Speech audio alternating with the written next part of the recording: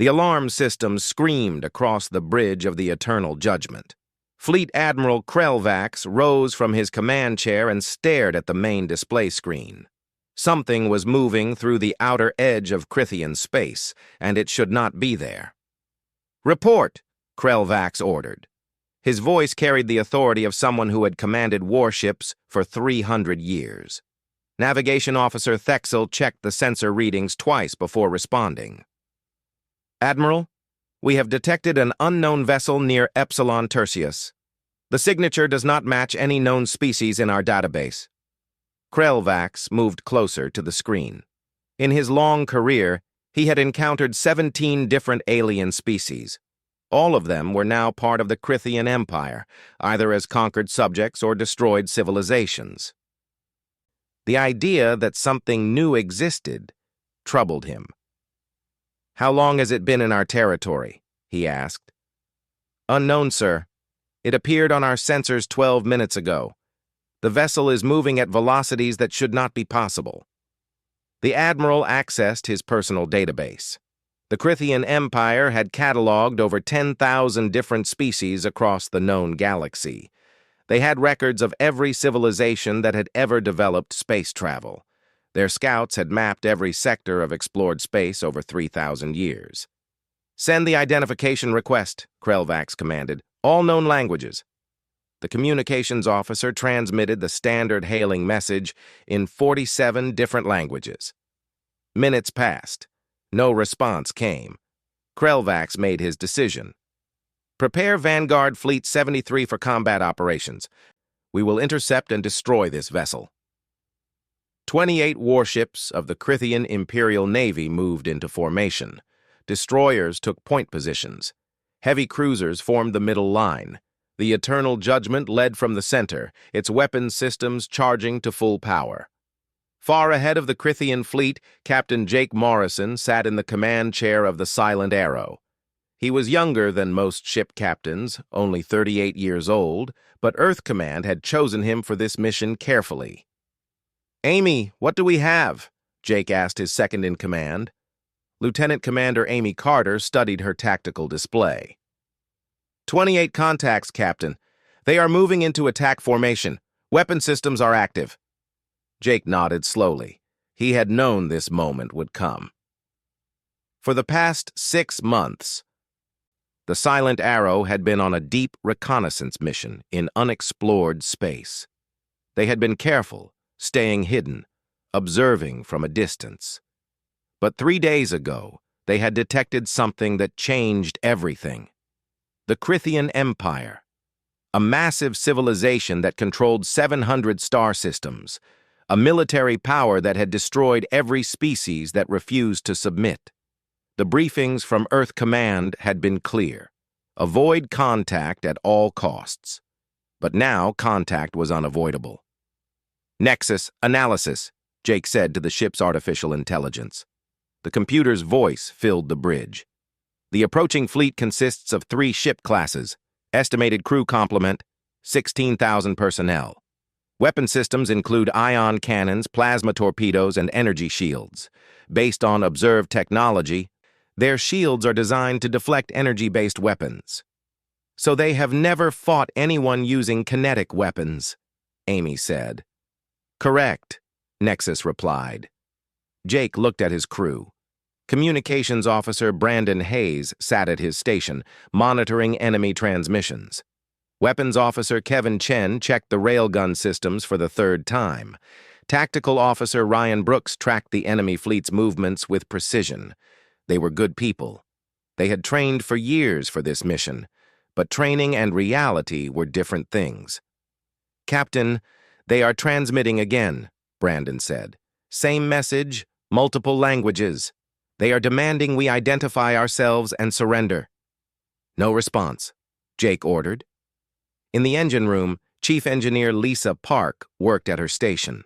The quantum drive was running perfectly, but she knew what was coming. Combat meant pushing every system beyond its design limits. She checked the power distribution network one more time. "Lisa to bridge. All systems are ready. I can give you 130% on the reactors, but not for long." "Understood," Jake replied. "Stand by." Medical Officer Sophie Turner prepared the sickbay. She hoped it would remain empty, but hope was not a strategy. She organized the emergency supplies and checked the medical scanners. On the bridge, Jake made his choice. He had read the classified reports about the Crithian Empire. They had destroyed 17 civilizations in the past century. Species that tried to negotiate were destroyed. Species that fought were destroyed. The Crithians only understood strength. "All hands battle stations," Jake announced. "This is not a drill. Prepare for combat operations." Across the Silent Arrow, the crew moved to their positions. They had practiced this 100 times in simulations, but this was real.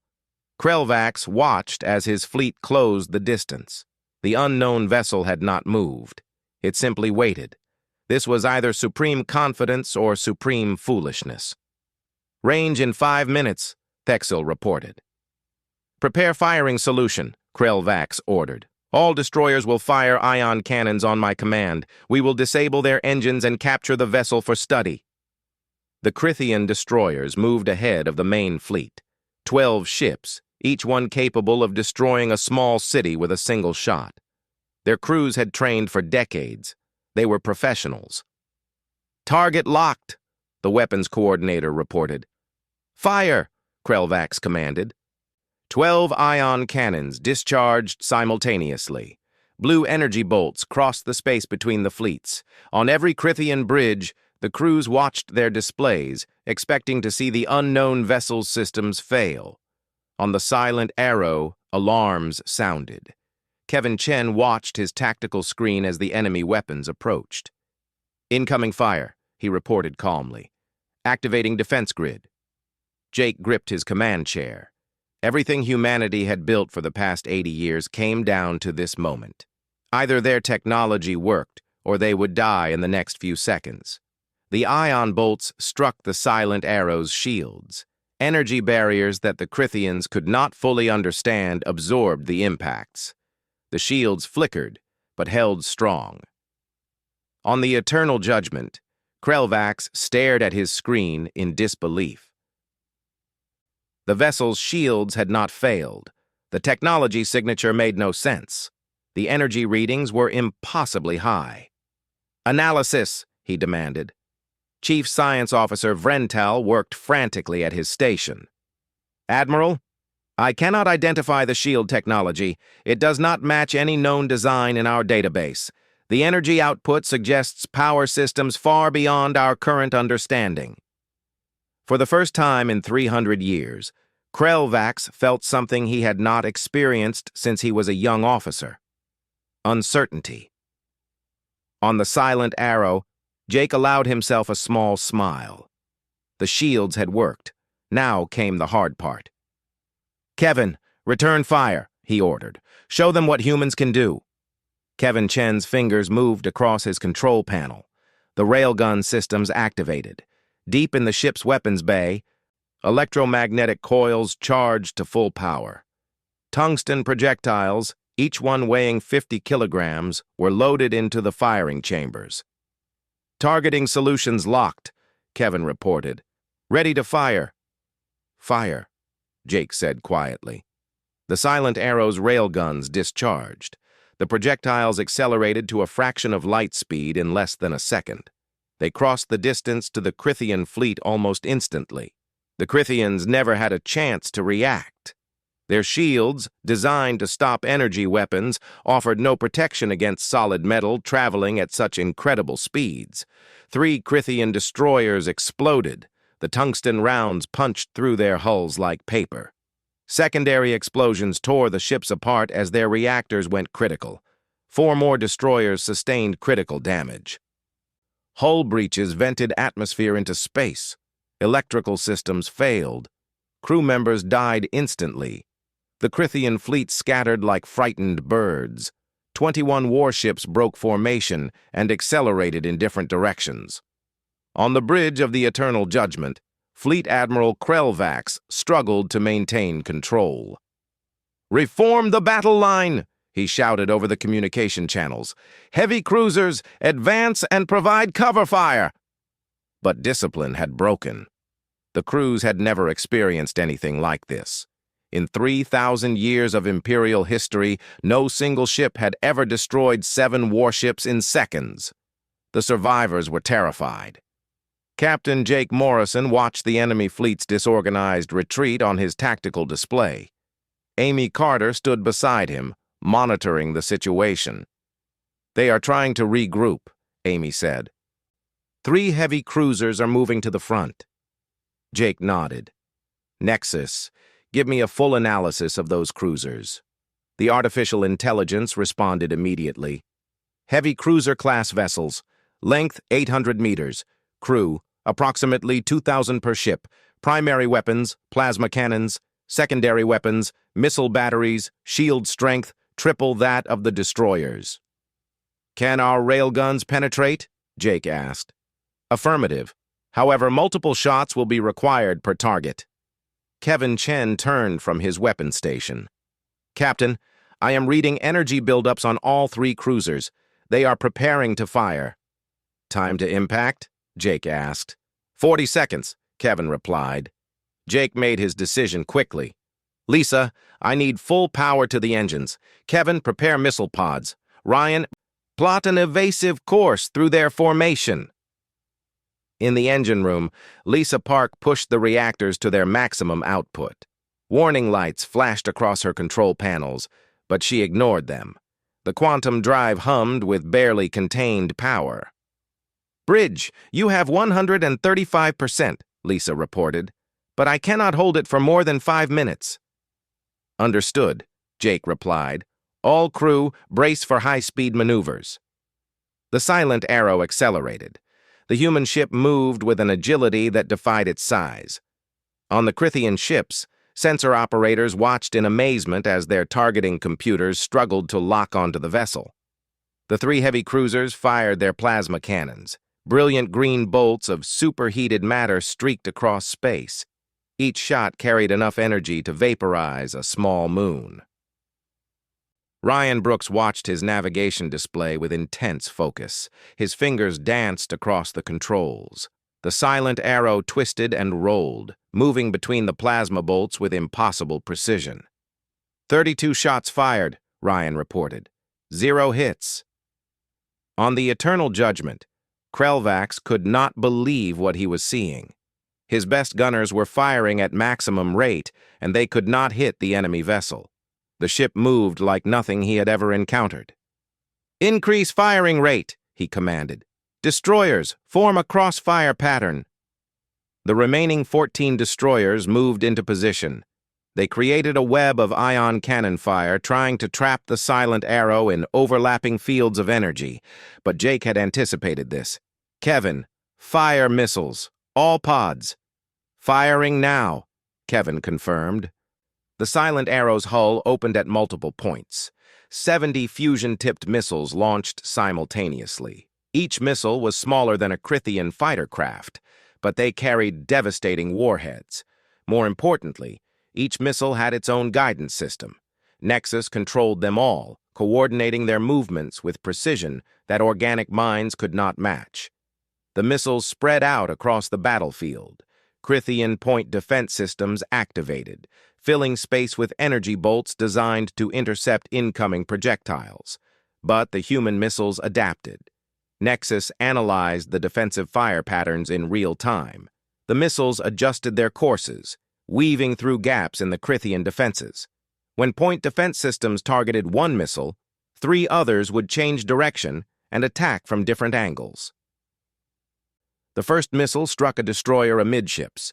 The fusion warhead detonated with the force of a small sun.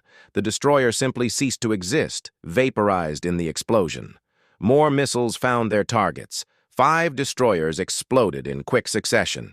3 heavy cruisers sustained major damage, their hulls torn open by multiple impacts. 8 other ships suffered varying degrees of damage. Brandon Hayes monitored the enemy communications. The Crithian channels were filled with panic. Officers screamed orders. Crews abandoned their stations. Some ships were trying to flee. "Captain, they are breaking!" Brandon reported. "Multiple ships are attempting to jump to hyperspace." Jake's expression remained cold. "Do not let them escape. Kevin, target the ships trying to run. Use the railguns." The Silent Arrow's weapons fired again. Tungsten rounds crossed space at incredible speeds. 3 Crithian ships exploded just as they were entering their jump sequences. The rupturing of their hyperspace drives created massive energy releases that destroyed 2 nearby vessels. Krelvax watched his fleet die. In less than 15 minutes, he had lost 19 ships. 19 ships destroyed by a single unknown vessel. It was impossible. It defied every military doctrine he had ever learned. "All remaining ships retreat to my position," he ordered. "Form defensive sphere around the flagship." 7 battered warships limped toward the eternal judgment. Their shields were failing. Their weapons were depleted. Their crews were demoralized and terrified. On the Silent Arrow, Ryan tracked the enemy movements. "They are forming a defensive position. Looks like they are trying to protect their flagship." Amy studied the tactical data. "Captain, we have them. We could finish this now." Jake considered his options. They could destroy the remaining ships easily. But he thought about the bigger picture. Earth Command needed intelligence about the Crithian Empire. They needed to know the enemy's strength, their territory, their capabilities. "Nexus, can we disable their flagship without destroying it?" Jake asked. "Affirmative. I can target their weapon systems and engines with precision railgun fire. However, their shields must be eliminated first." "Do it," Jake ordered. "Kevin, prepare the electromagnetic pulse cannons." Kevin activated systems that had never been used in real combat before. The EMP cannons were an experimental weapon, designed specifically to disable electronic systems without destroying the physical structure of enemy vessels. The Silent Arrow moved closer to the Crithian defensive formation. The remaining 7 ships fired everything they had. Ion bolts, plasma torpedoes, and conventional missiles filled the space around the human vessel. But the Silent Arrow's shields held. The defensive systems, powered by human fusion reactors operating beyond their design specifications, absorbed the impacts. Warning lights flashed across multiple stations, but the ship remained intact. "Firing EMP cannons," Kevin announced. Waves of focused electromagnetic energy erupted from the Silent Arrow. The invisible pulses spread across the Crithian formation like a tidal wave. They passed through the Crithian shields, which were designed to stop physical objects and energy weapons, not electromagnetic radiation. The effect was immediate and devastating. On every Crithian ship, electrical systems failed. Weapons went offline, navigation computers crashed, life support systems flickered and died. Emergency batteries activated, but they could only power minimal systems. The Crithian ships drifted helplessly in space, their crews trapped in the darkness. On the Eternal Judgment, emergency lighting cast red shadows across the bridge. Krelvax stood in the dim light, trying to comprehend what had happened. His fleet was gone. His flagship was disabled, and he still did not know who his enemy was. Jake activated the communication system. "Crithian flagship, this is Captain Jake Morrison of the Earth vessel Silent Arrow. Your fleet is defeated. Your ships are disabled. Prepare to be boarded. Any resistance will result in your immediate destruction." Brandon translated the message into the Crithian language and transmitted it on all frequencies. On the Eternal Judgment, the message played across the bridge speakers. The Crithian officers looked at each other in confusion. Earth? They had never heard of such a place. It was not in their databases. It was not in their star charts. Krelvax activated his personal communicator. "This is Fleet Admiral Krelvax of the Crithian Imperial Navy. I demand to know who you are and where you come from." Jake smiled without humor. "You will learn everything in time, Admiral. For now, order your crew to stand down. We are sending boarding parties. Cooperate, and your people will not be harmed." In the troop bay of the Silent Arrow, Sergeant Daniel Wright checked his equipment one last time. 20 Marines stood with him, all wearing powered armor and carrying weapons designed for ship-to-ship combat. "Listen up," Daniel said to his team. "This is a capture mission, not a slaughter. We go in fast, secure the bridge and engineering. Anyone who surrenders is not to be harmed. Anyone who fights gets put down. Clear?" "Clear, Sergeant," the Marines responded in unison. The boarding craft detached from the Silent Arrow and crossed the distance to the Eternal Judgment. The Crithian flagship could not resist. Its weapons were dead. Its shields were down. The boarding craft attached to the hull. Cutting tools burned through the armored plating. The Marines entered the enemy ship with their weapons ready. High Commander Zalthor received the distress signal while dining in his private quarters aboard the command Dreadnought Infinite Power. The message was fragmented, damaged by interference, but the core information was clear enough. Vanguard Fleet 73 had been destroyed. Zalthor set down his drink slowly. He accessed his personal terminal and reviewed the transmission again. 7 destroyers destroyed in the initial engagement. 12 more vessels lost in follow-up combat. The flagship Eternal Judgment captured. Fleet Admiral Krelvax taken prisoner. All by a single unknown vessel. The High Commander had lived for 450 years. He had commanded the Crithian military for 2 centuries. In all that time, he had never received a report like this. It was not possible. No single ship could defeat an entire Vanguard fleet. He activated the ship-wide communication system. "All senior officers, report to the command center immediately. This is not a drill." Within minutes, his command staff assembled in the war room. Tactical officers, fleet coordinators, intelligence analysts, and weapons specialists filled the chamber. Zalthor displayed the battle data on the central holographic projector. "Explain this to me," he demanded. The intelligence coordinator, a veteran named Pelrix, studied the information carefully. "High Commander, the vessel is not in our records.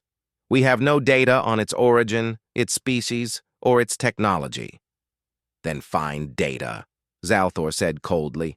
"We have mapped the galaxy for 3,000 years. We have cataloged 10,000 species. This ship must come from somewhere." Pelrix worked at his terminal, searching through the massive Imperial database. "The weapon signatures do not match any known technology. The propulsion system appears to use quantum mechanics in ways we have not seen. The defensive shields operate on principles that our scientists cannot identify." Zalthor turned to his chief weapons officer. "Can we defeat this vessel?" The officer hesitated before answering. "Unknown, High Commander, our weapons appear to be ineffective against their shields. Their weapons, however, are extremely effective against ours. They use kinetic projectiles traveling at relativistic speeds. Our shields are not designed to stop such attacks." "Then redesign the shields," Zalthor ordered. "That will take months, perhaps years," the weapons officer replied. "We have built our entire military doctrine around energy-based warfare. Switching to defend against kinetic weapons requires fundamental changes to our technology." Zalthor considered this information. Then he made his decision. "Send 15 warships to the battle site immediately. 3 heavy cruisers, 11 destroyers, and 1 battle carrier. Find this vessel. Capture it if possible. Destroy it if necessary. I want answers." The fleet coordinator began issuing orders.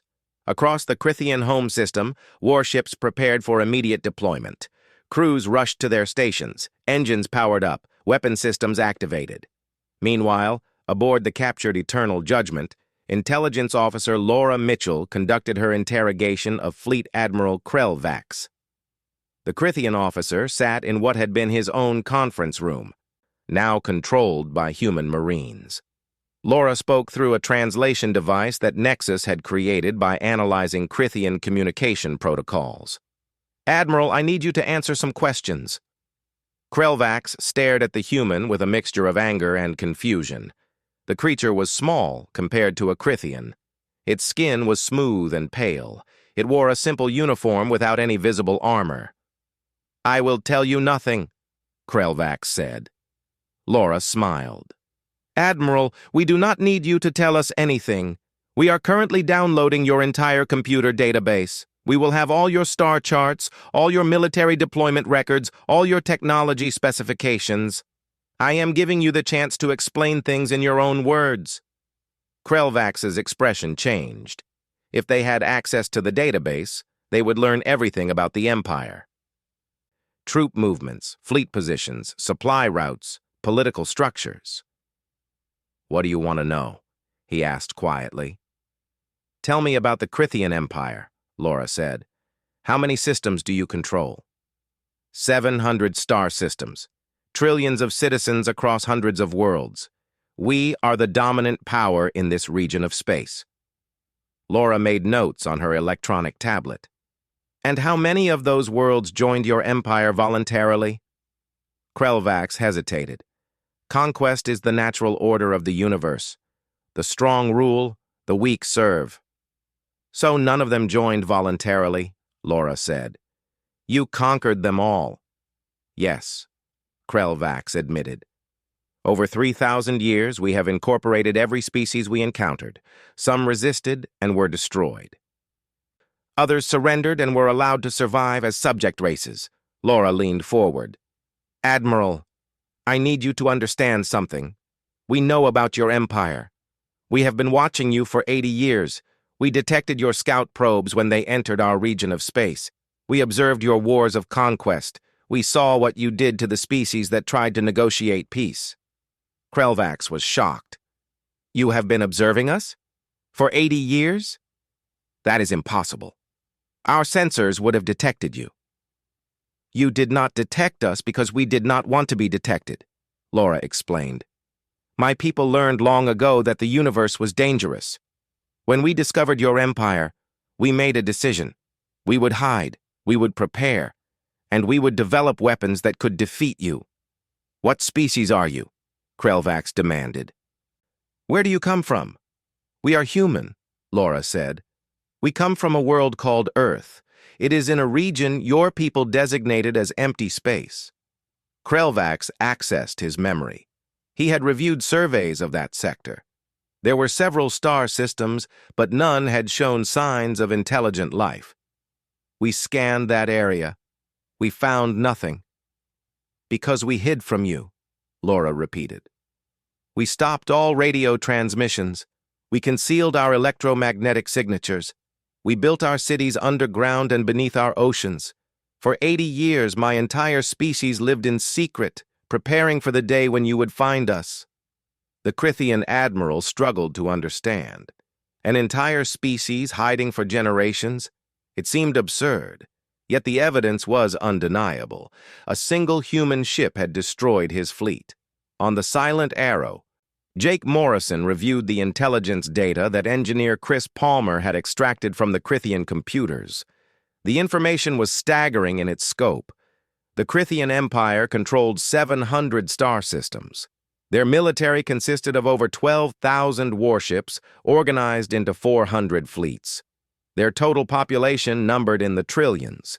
But more importantly, the database contained information about the conquered species.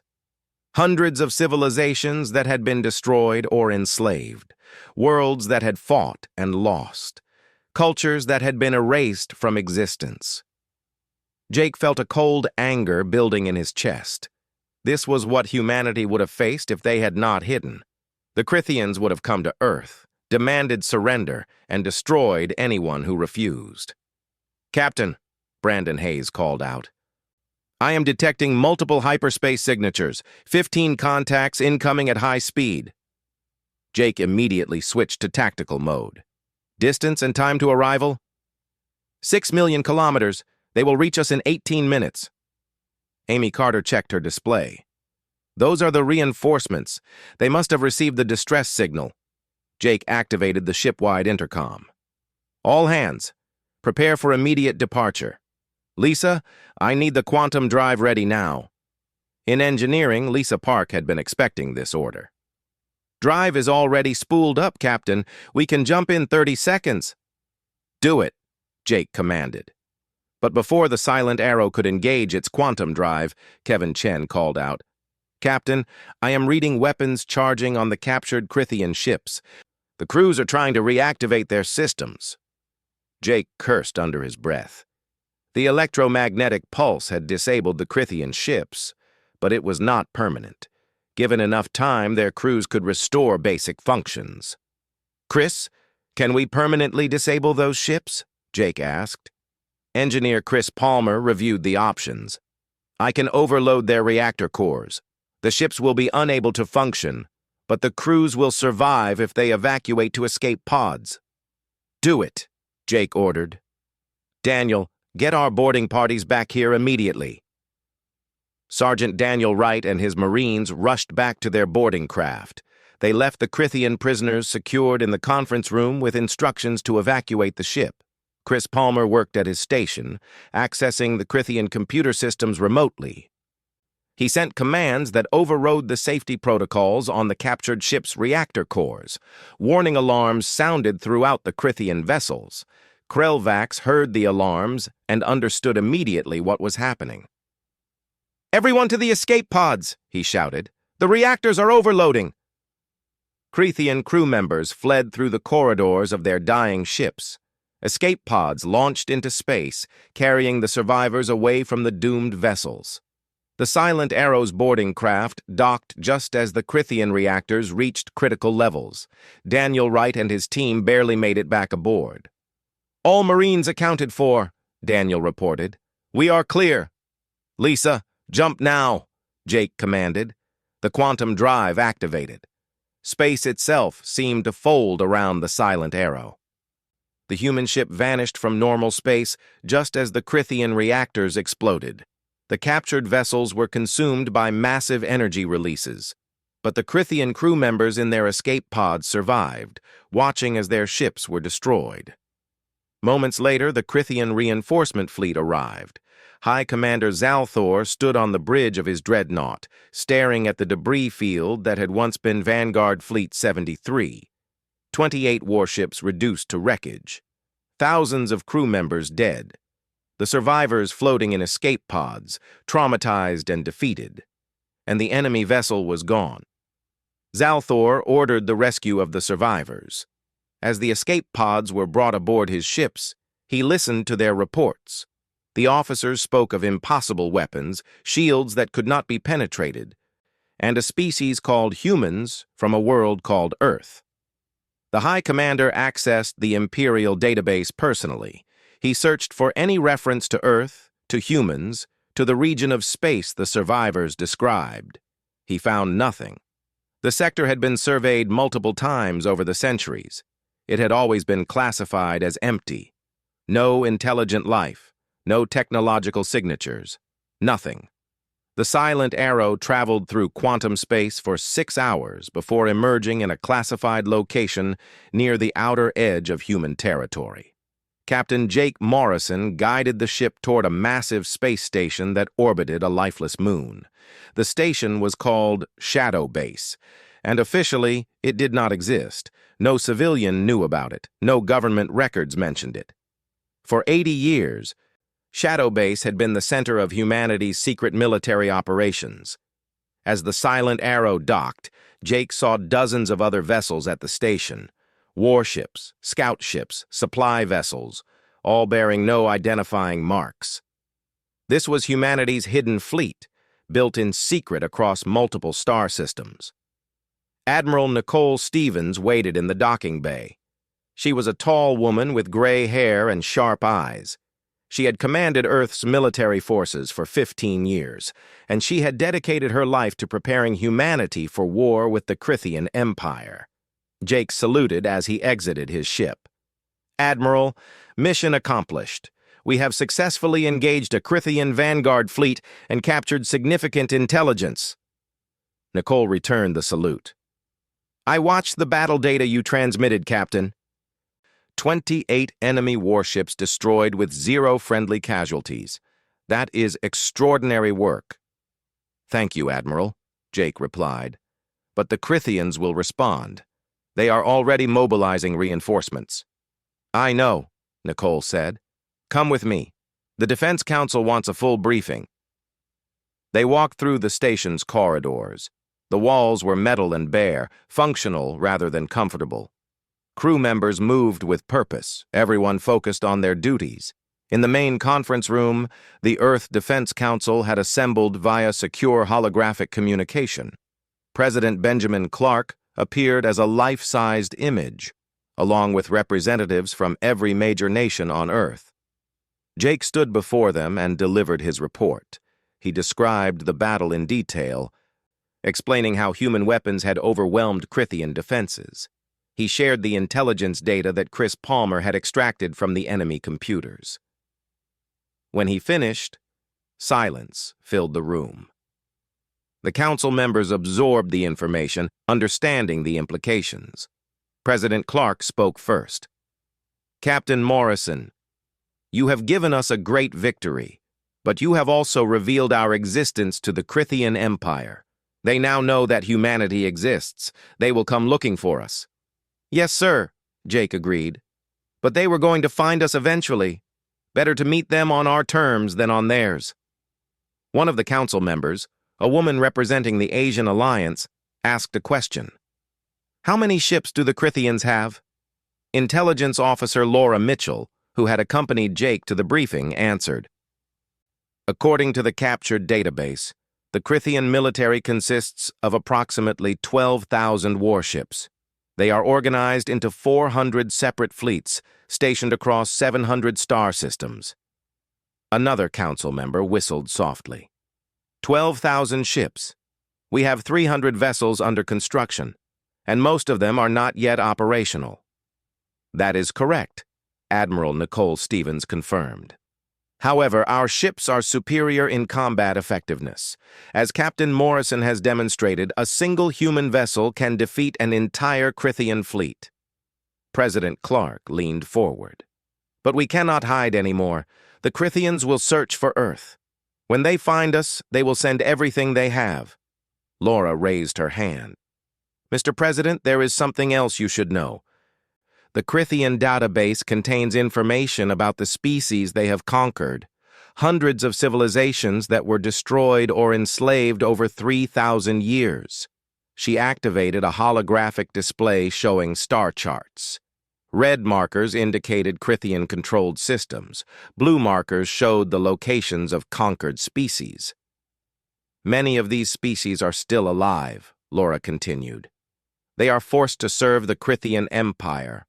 They build the ships, mine the resources, and provide labor for the conquerors. But according to the intelligence we gathered, many of them still remember their freedom. There have been numerous rebellions over the centuries, all crushed by Crithian military force." Jake understood where Laura was going with this. "You think we could turn them against the Crithians?" "Not just turn them," Laura said. "Liberate them. Give them weapons. Help them fight back. The Crithian Empire controls 700 systems, but most of those systems are held by force. If we can inspire rebellions across their territory, the Crithians will have to divide their forces." President Clark considered this carefully. "That would mean revealing ourselves to the entire galaxy, not just the Crithians, but every species under their control." "Yes, sir," Laura agreed. "But consider the alternative. If we hide, the Crithians will eventually find Earth. When they do, they will bring their full military might against us. 12,000 warships against our 300. Even with superior technology, we cannot win that fight." "But if we act first," Admiral Nicole continued, "if we start liberating conquered worlds and arming the oppressed species, we change the equation. The Crithians will have to fight on hundreds of fronts simultaneously. They will not be able to concentrate their forces against Earth." The council members discussed this among themselves. The debate went on for over an hour. Some argued for caution, suggesting humanity should continue to hide and build more ships. Others agreed with Laura and Nicole, saying that offense was the best defense. Finally, President Clark called for a vote. "All those in favor of initiating offensive operations against the Crithian Empire?" One by one, the council members voted. When the count was complete, The decision was unanimous. "Very well," President Clark announced. "As of this moment, humanity is at war with the Crithian Empire. Admiral Stevens, you have full authority to conduct military operations as you see fit. Captain Morrison, I am promoting you to Commodore. You will command our first strike force." Jake felt the weight of responsibility settle on his shoulders. "Thank you, Mr. President. I will not let you down." After the council meeting ended, Jake returned to the Silent Arrow. His crew was resting after the intense battle, but he called them together for a briefing. Amy Carter, Kevin Chen, Ryan Brooks, Brandon Hayes, Lisa Park, Sophie Turner, and the rest of the crew assembled in the ship's conference room. "We have new orders," Jake announced. "The Defense Council has authorized offensive operations against the Crithian Empire. We are going to start liberating conquered worlds." Lisa looked worried. "Captain, we are just one ship. How can we take on an entire empire?" "We will not be alone," Jake replied. 50 more ships are being rushed through final construction. Within 2 weeks, we will have a full battle group, but we are not going to wait. Our first target is a Crithian supply depot in the outer colonies. Intelligence indicates it is lightly defended, only 3 warships on station. Kevin smiled. 3 ships. That should be easy after what we just did. "Do not get overconfident," Jake warned. "The Crithians will learn from this defeat. They will adapt their tactics. They will develop new weapons. This war is going to get harder before it gets easier." Amy raised a question. "What about the conquered species? How do we contact them?" "We use the Crithian database," Jake explained. "We have the locations of resistance groups, underground networks, and rebel cells across dozens of worlds. We will make contact, provide weapons and training, and help them fight for their freedom." Brandon spoke up. "Captain, the Crithians will not take this well. They will retaliate. They might kill civilians in response to our actions." Jake nodded grimly. "I know. That is the terrible choice we face. If we do nothing, the Crithians will eventually find Earth and destroy us. If we act, innocent people might die in the crossfire. There are no good options here. We can only choose the path that gives the most people a chance at freedom." The crew absorbed this sobering reality. They had joined the military to protect Earth, but now they were going to war to liberate strangers on distant worlds. Sophie raised her hand. "Captain, I have a question. Why did we hide for 80 years? Why did we not try to warn the other species about the Crithians?" Jake had asked himself the same question many times. "Because Earth Command made a strategic decision. If we had revealed ourselves 80 years ago, we would have been just another target for the Crithians to destroy. We did not have the technology to fight them. We did not have the weapons. So we hid, and we built, and we prepared. It was not a noble choice, but it was the practical one." "And now we are ready," Amy said. "Now we are ready," Jake confirmed. "For 80 years, humanity lived in fear. We watched the Crithian Empire commit atrocities across the galaxy, and we could do nothing. But that ends today. We are going to show the universe that the Crithians are not invincible. We are going to give hope to every conquered species. And we are going to make the Empire pay for every world they have destroyed." The crew stood at attention. They understood the mission now. This was not just about defending Earth. This was about standing up to tyranny. This was about fighting for something bigger than themselves. In the Shadow Base Command Center, Admiral Nicole Stevens watched as repair crews worked on the Silent Arrow. The ship had performed beyond expectations, but the battle had stressed its systems. The shields needed recalibration.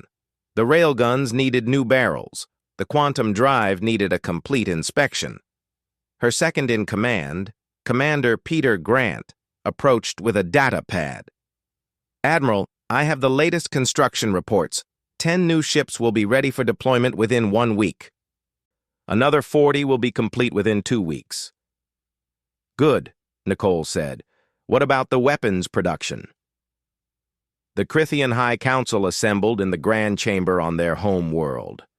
9 council members sat in elevated chairs, looking down at High Commander Zalthor, who stood in the center of the room. The chamber was enormous, built from dark stone that had been quarried 3,000 years ago when the Empire first rose to power. Holographic displays showed star maps, fleet positions, and casualty reports. Council leader Dren Talk spoke first. His voice echoed through the chamber. High Commander, you have reported the loss of an entire Vanguard fleet, 28 warships destroyed, thousands of crew members killed, and you claim this was done by a single vessel from a species we have never encountered. That is correct, Council leader, Zalthor replied. He kept his voice steady, but inside he felt the weight of the disaster. The species calls themselves human. They come from a world called Earth, located in Sector 47. Another council member, Vexril, accessed her personal database. Sector 47 has been surveyed 14 times over the past 2,000 years. Our records show no intelligent life in that region. They hid from us, Zalthor explained. They detected our scout probes 80 years ago and concealed their technological signatures. They have been observing us while remaining invisible to our sensors. The council members exchanged concerned looks. The idea that a species could hide from Crithian technology for 8 decades was disturbing. Drentok leaned forward. What else do we know about these humans? Very little, Zalthor admitted. Their weapons technology is far beyond our current understanding. They use kinetic projectiles accelerated to relativistic speeds.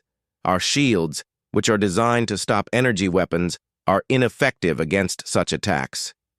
Then our entire fleet is vulnerable, Vexril said.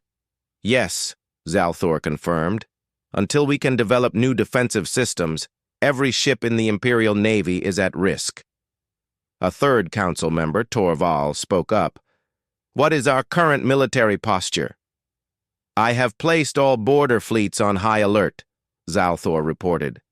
I have ordered increased patrols in Sector 47 and surrounding regions. I have also authorized emergency research programs to develop countermeasures against kinetic weapons. Drentok considered this information. How long will it take to develop these countermeasures? Our scientists estimate 6 months to design new shield systems. Another year to retrofit the entire fleet. That is too long, Torval said. What happens if these humans attack again before we are ready? Zalthor had no good answer to that question. We will do our best to defend Imperial territory, but I must be honest with the Council. If the humans choose to engage our forces before we can adapt, we will suffer additional losses. The Council chamber fell silent. For 3,000 years, the Crithian Empire had been unstoppable. They had conquered every species they encountered. They had crushed every rebellion. They had spread across 700 star systems without ever facing a serious threat. Now, that invincibility was shattered. Drentok made his decision. High Commander, you have full authority to do whatever is necessary to protect the Empire. Increase military production, accelerate research programs, find these humans, and eliminate them before they can threaten us further. Yes, Council Leader, Zalthor replied. I will not fail. But as he left the Grand Chamber, Zalthor wondered if that promise was one he could keep. Meanwhile, in the outer colonies of the Crithian Empire, word of the defeat spread quickly. The surviving crew members from Vanguard Fleet 73 were rescued and debriefed, but the story could not be contained. On conquered worlds across the Empire, the subject species heard rumors of a new power that had defeated the Crithians. Some dismissed it as fantasy. Others dared to hope that their oppressors were not as invincible as they seemed. On the world of Talaxis Prime, a former independent civilization that had been conquered 60 years ago, a resistance leader named Cora listened to the reports with intense interest. She gathered her cell of freedom fighters in a hidden underground bunker. "Is it true?" one of her fighters asked. "Did someone really destroy a Crithian fleet?" "The reports are fragmentary," Cora said. "But multiple sources confirm that the Crithians suffered a major defeat. A species called humans from a world called Earth." "Where is Earth?" another fighter asked.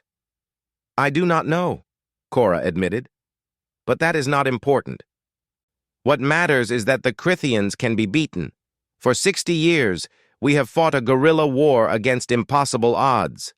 We have survived because we refused to give up hope. And now, that hope has been validated." She activated a holographic display showing troop movements in their sector. "The Crithians are pulling ships from garrison duty to reinforce their border fleets. That means we have an opportunity. For the first time in decades, our oppressors are afraid. We need to strike now, while they are distracted." Her fighters nodded in agreement. They had been waiting for this moment for years. Similar conversations were happening on dozens of worlds across the Empire. Resistance groups that had been dormant for generations suddenly saw new possibilities. The Crithian Empire, which had seemed eternal and unchangeable, was vulnerable. Back on Earth, in the underground command center beneath the lunar surface, President Benjamin Clark addressed the Global Assembly via secure transmission.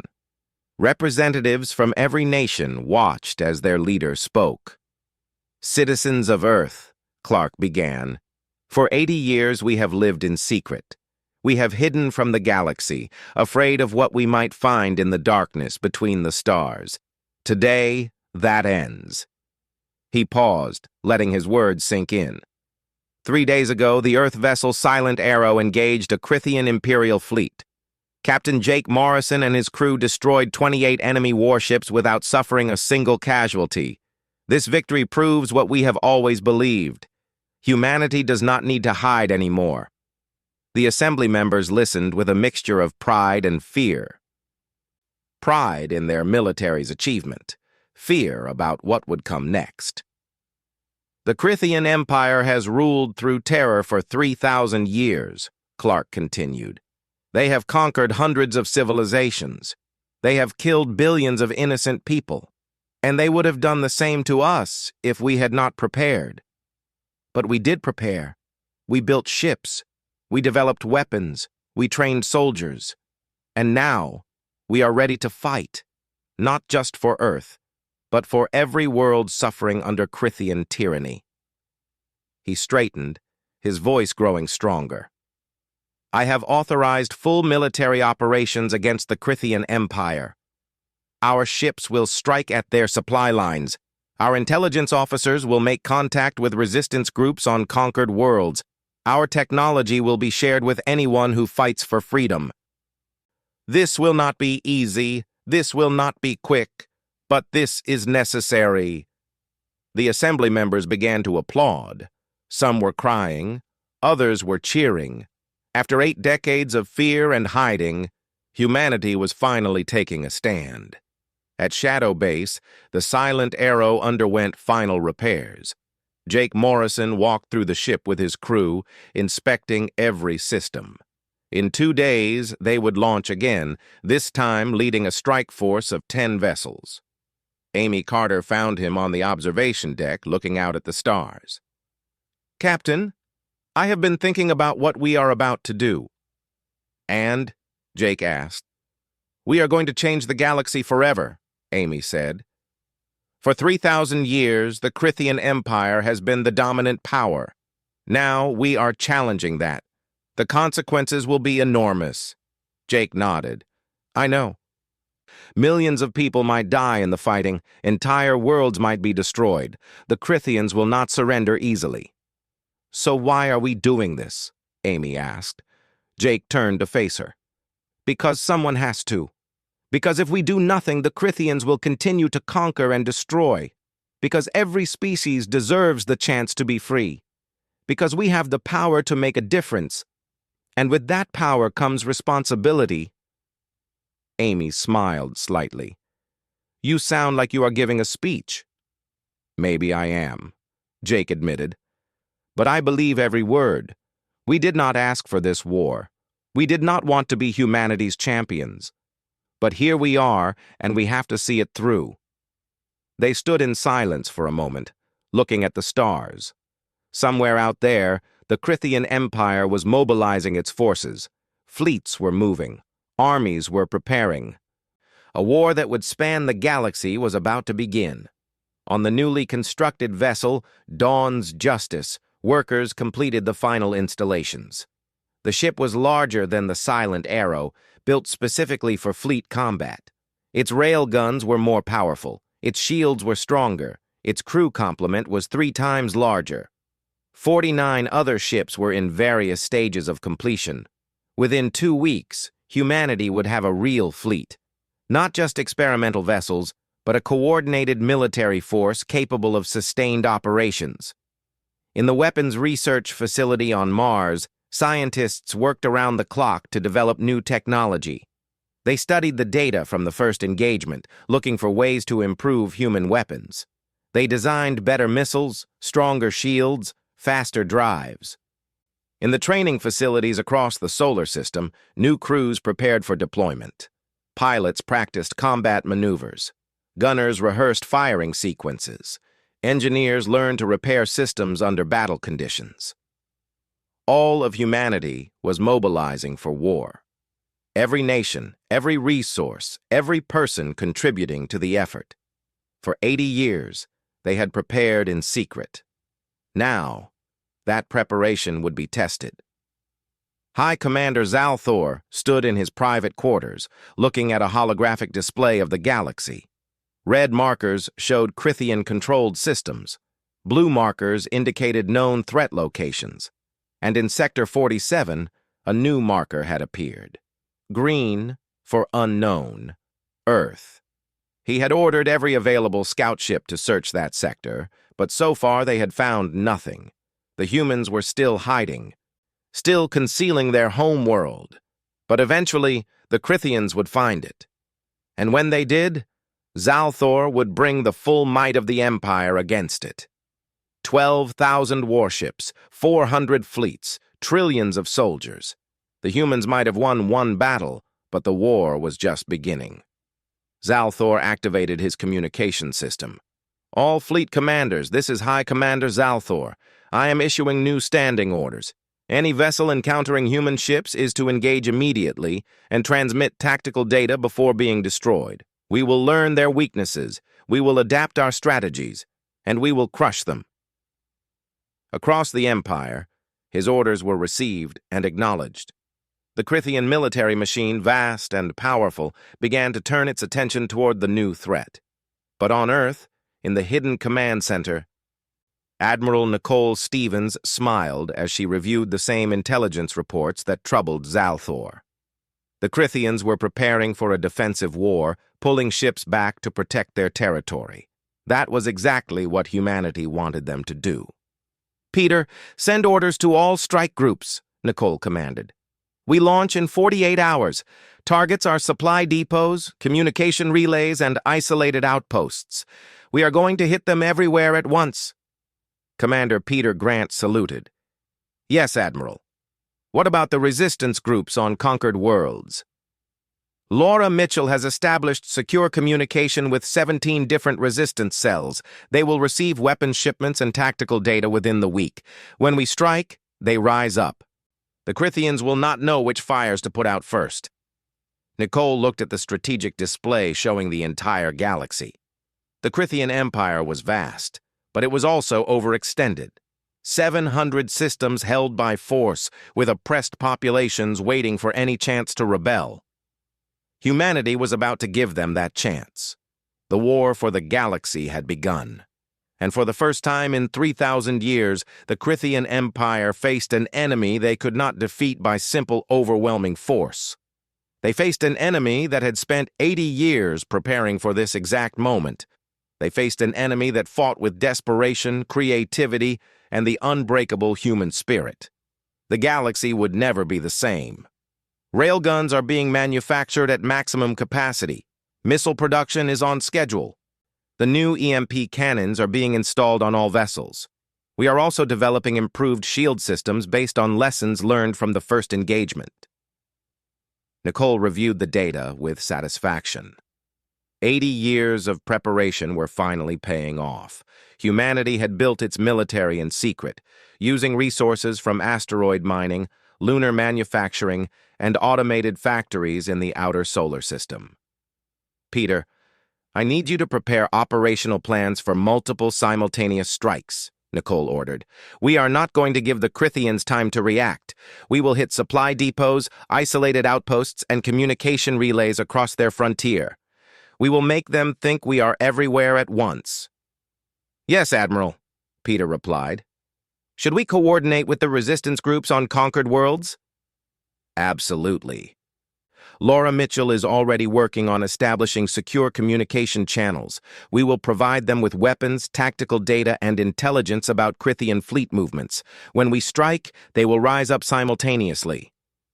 Peter hesitated before asking his next question. Admiral, do you think we can actually win this war? Nicole looked at him with steel in her eyes. I do not know if we can win, but I know we have to fight. The Crithian Empire has ruled through fear for 3,000 years.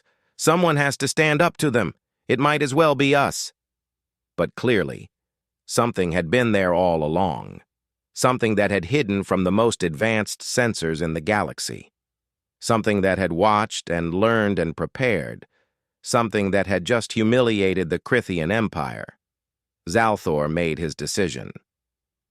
He activated the emergency communication channel to the Imperial capital. This is High Commander Zalthor. I am declaring a military emergency. An unknown hostile force has emerged in the frontier sectors. All border fleets are to go on high alert. I am returning to the capital immediately. As his dreadnought turned toward home, Zalthor looked one last time at the debris field. In 450 years of life, he had never felt what he felt now. Fear. Crithian crew members backed away from the armored humans. They had never seen anything like the powered combat suits. They had never faced soldiers who moved with such coordination and purpose. Within 40 minutes, Sergeant Wright and his team had secured the bridge. Krelvax and his senior officers were taken into custody without significant resistance. A few Crithian soldiers tried to fight, but they were quickly overwhelmed. Jake watched from the silent arrow as his Marines reported success. Amy stood beside him, looking at the tactical display showing the disabled Crithian fleet. We did it, she said quietly. We actually did it. Jake nodded, but his expression remained serious. This was just one fleet, Amy. According to our intelligence, the Crithians have hundreds more. This battle is over, but the war is just beginning. On the Eternal Judgment, chaos erupted across the bridge. Alarms screamed. Officers shouted reports. The tactical display showed 7 ships gone in less than 10 seconds. Evasive maneuvers! Krelvax roared. All ships scatter! Return fire! But the Crithian fleet was in disarray. They had expected an easy victory. They had expected to face another primitive species with inferior technology. Instead, they faced something they had never encountered before, something that fought back, something that was winning.